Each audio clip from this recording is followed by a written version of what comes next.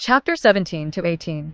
Shirou whispered the name to himself and ignited the magic hidden within the swords. Crack. Gradually, the swords, projected from Shirou's being, shattered within the sea of bugs. Then, with a resounding boom, an explosion akin to thunder rent the air, with sparks blossoming like summer fireworks in the sky. Foolish, foolish, foolish, Matsuzoken called out as he stood in the midst of a sea of bugs that protected him from the explosion and flames. How could something like this hurt this old man? Although the 17 swords projected by the explosive Magecraft were like the centers of fireworks, their flames and explosions did little to harm Zoken. However, the intense flash of the explosion was another matter.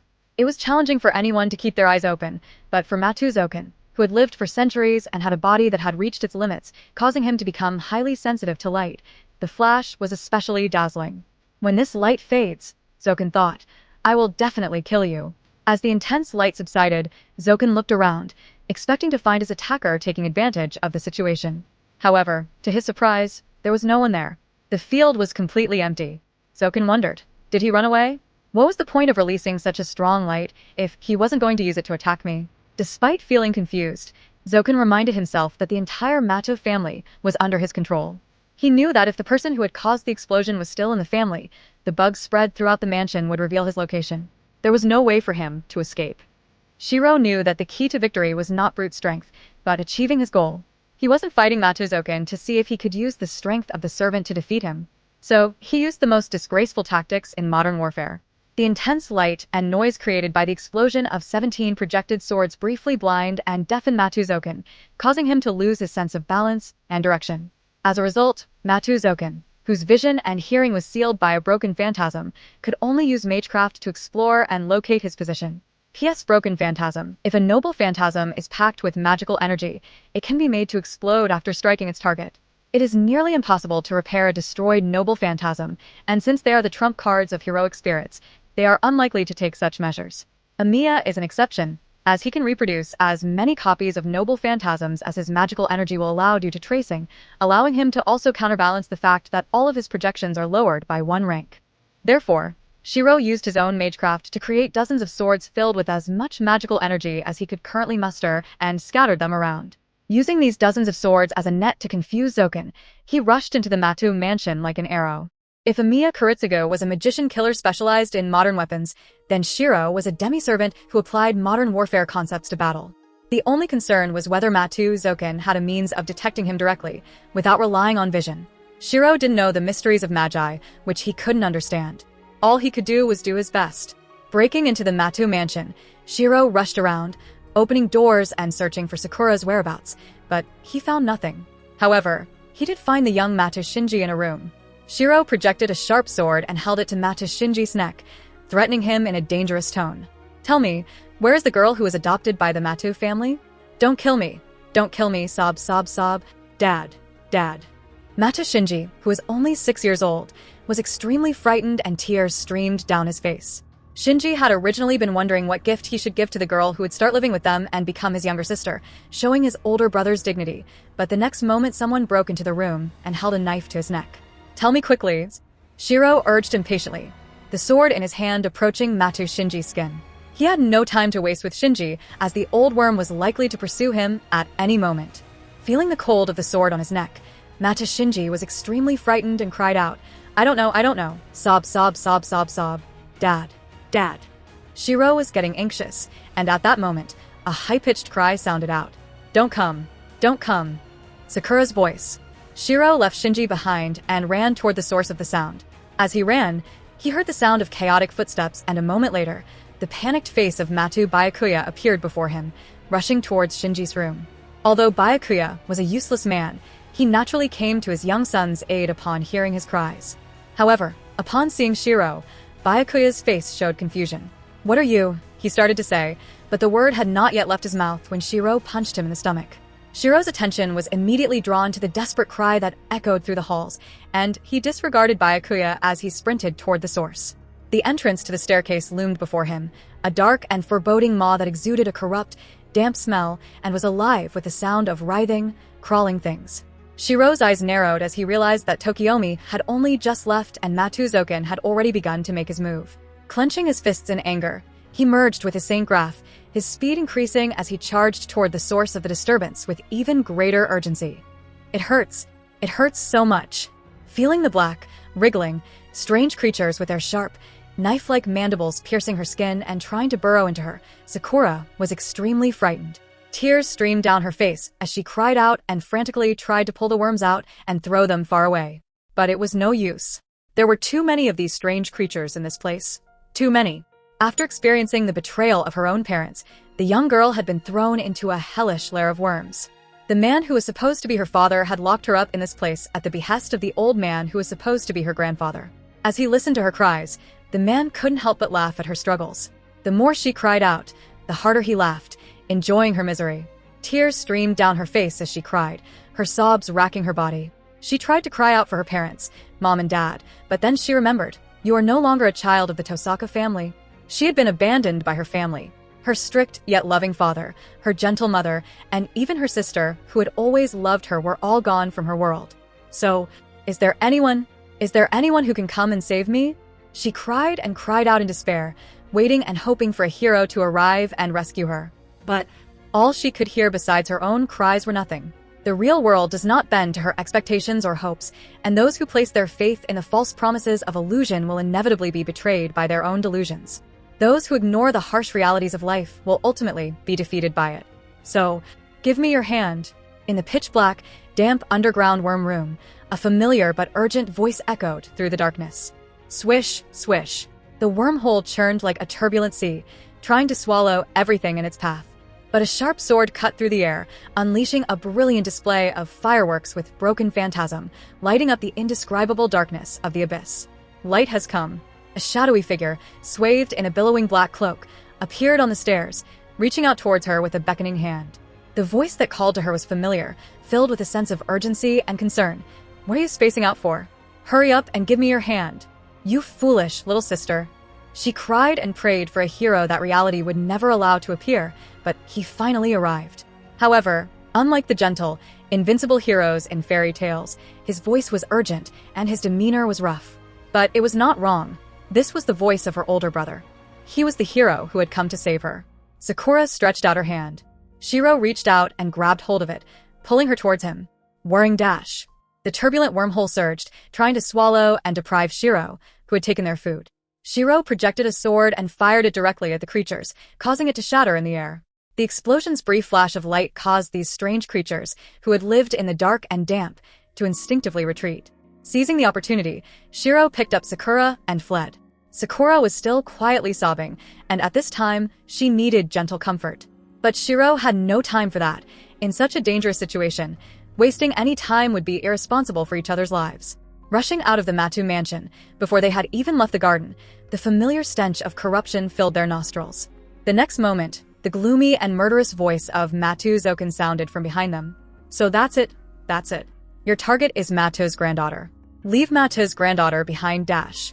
Boom. As Shirou ran down the path, a column of water surged up from the ground, swirling with a horde of black insects that rushed towards him like blades. Shirou quickly pivoted on his heel, dodging the attack like a leopard, but this brief pause in his run allowed Zoken, who was enraged, to catch up to him. To think you'd dare to take my granddaughter away.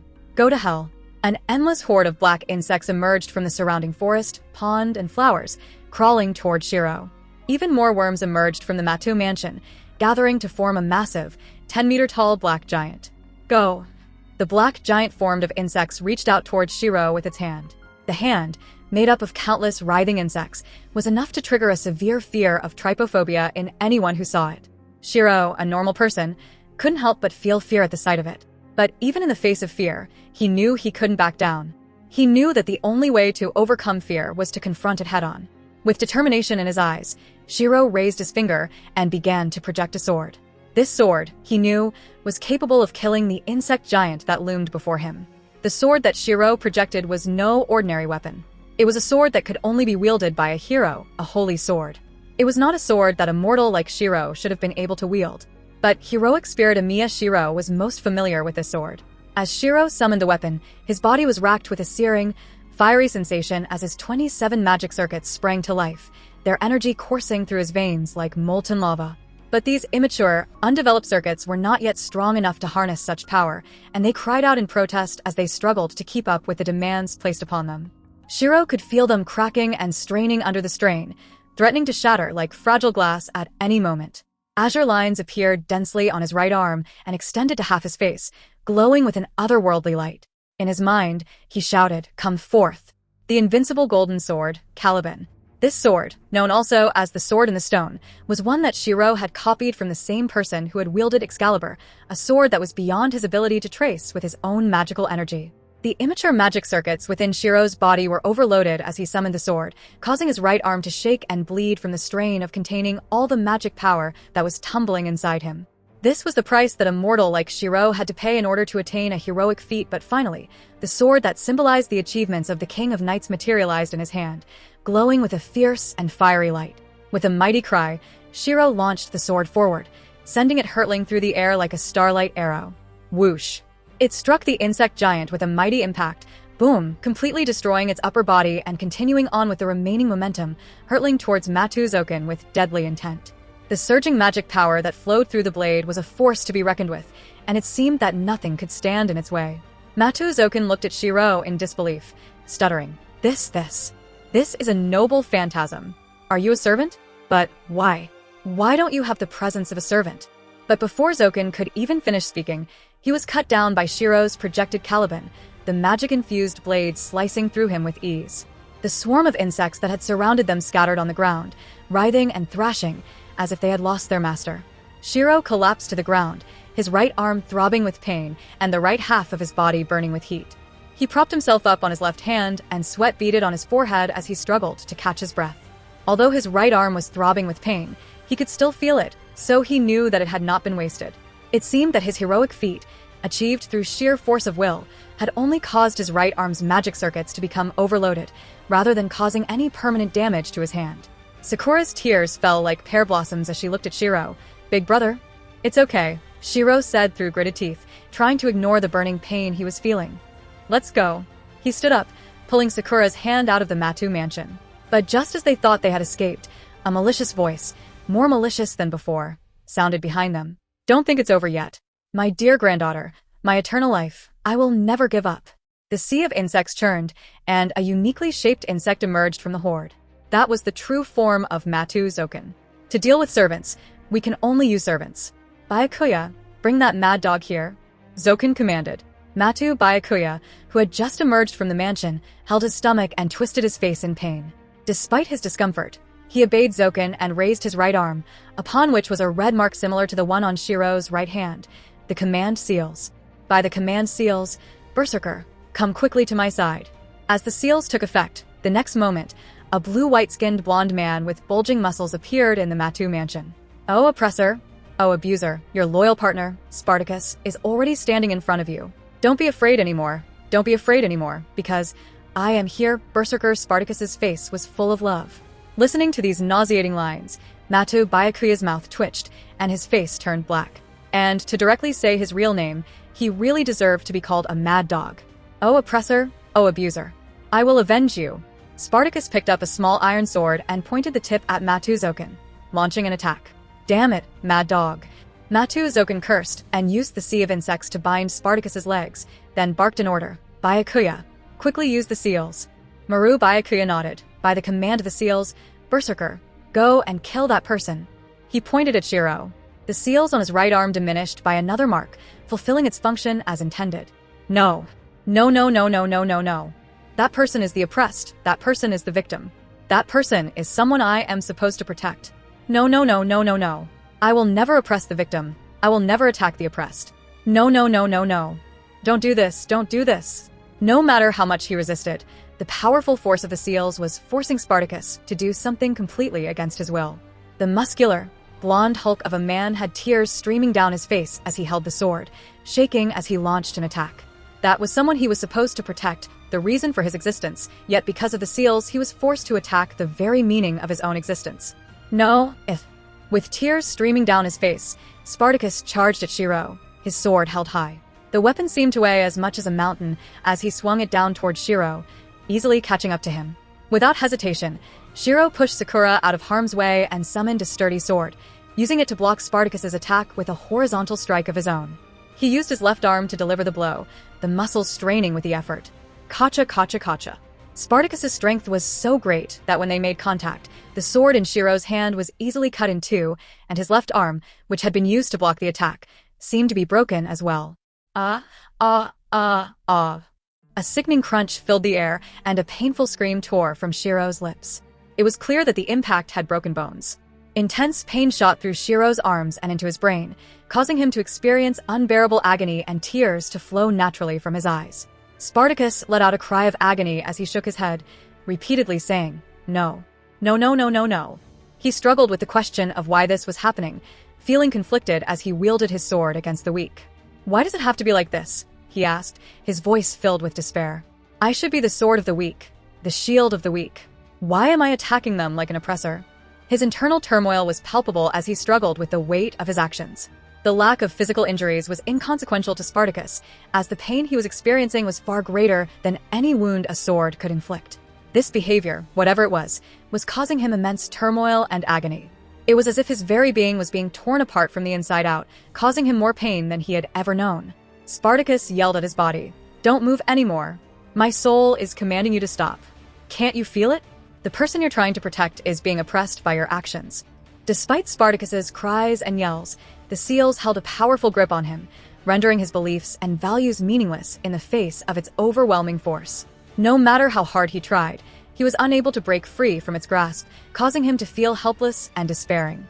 Spartacus raised his long sword. "It's over." Shirou's face was covered in a cold sweat as he tried to process the situation. Despite being a demi-servant, he was still just a 6-year-old child, vastly inferior to the mythological killers in front of him in terms of attributes, combat skills, and even killing experience. "It's all over." Shirou had resigned himself to his fate. Suddenly, an arrogant and commanding voice spoke in Shirou's ear. "Lower your head." Without thinking, Shirou obeyed the command and lowered his head. In the next instant, a bright sword shot through the air and impaled Spartacus, pinning him to a nearby pillar. In the chaos of the moment, Shirou was unable to think about who their mysterious savior might be.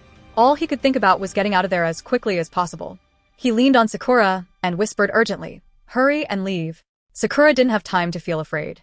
She was too focused on the fact that her brother had been badly injured because of her. How could she keep wallowing in her own sorrowful world? Sakura grabbed onto Shirou and half dragged him away from the mansion. Mato was furious when he saw what was happening. Who is it? Who was ruining the old man's plans? In response to him was a giant sword that could split mountains. Boom! The Matu house was destroyed and Spartacus was unable to get up, pinned down by the giant sword. Despite the dire circumstances, there was no anger in Spartacus's eyes, only joy and relief. Thank goodness. Finally, I don't have to oppress the weak anymore,